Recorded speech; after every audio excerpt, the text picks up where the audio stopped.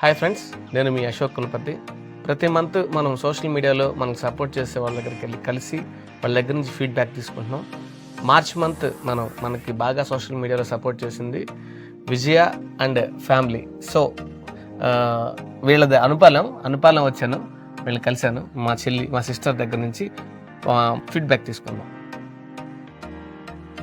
అశోక్ కులపతి అన్నయ్య ఫస్ట్ నుంచి చిన్నప్పటి నుంచి తెలుసు, కానీ యూట్యూబ్ తీసిన తర్వాత చాలా అసలు మోటివేషన్ వీడియోలు కానీ ఏమన్నా కానీ మా అన్నయ్య ఏనా ఇది తీస్తుంది అనిపించి నేను ఫాలో అయ్యాను. ఫస్ట్ అయితే చూసి వదిలి లైక్ కూడా కొట్లా, ఇది ఇంతే చేస్తాడులే అనుకుని ఫస్ట్లో అనుకున్నా. తర్వాత ఒక వీడియో చూశాను, ఇది సందేశం వస్తుంది, కరోనా టైంలో ఒక వీడియో తీశాను. అప్పటి నుంచి అప్పుడు ఫాలో చేయడం స్టార్ట్ చేశాను. కరోనా టైం వీడియోస్ కూడా గుర్తుపెట్టుకుందంటే మామూలు విషయం కాదు.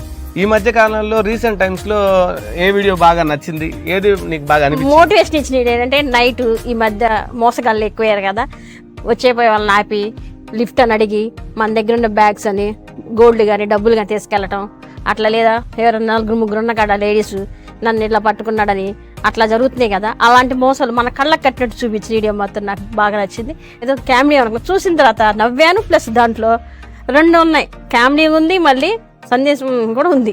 అప్పుడు అనిపించింది ఇట్లా దేశంలో ఇట్లా ఉంటారు కావాలనిపించింది. దీన్ని బట్టి ఏంటంటే మనం నైట్ జర్నీ చేసేటప్పుడు చాలా జాగ్రత్తగా ఉండాలని నాకు అర్థమైంది.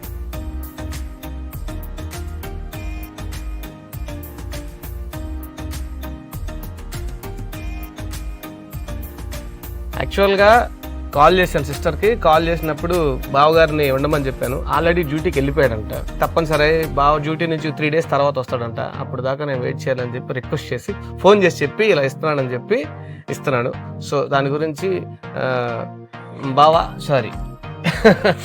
ఫస్ట్ టైం అండి మేమిద్దరు ఫోటోలు ఎప్పుడు దిగలేదు. మా పెద్దనాన్న అన్నయ్య, ఇప్పుడు అశోక్ కులపతి అన్నారు కదా, అతనే ఇద్దరం కలిసి చిన్నప్పుడు పెరిగాం, బాగా అలర్ట్ చేసాము, గోల్ చేసాము.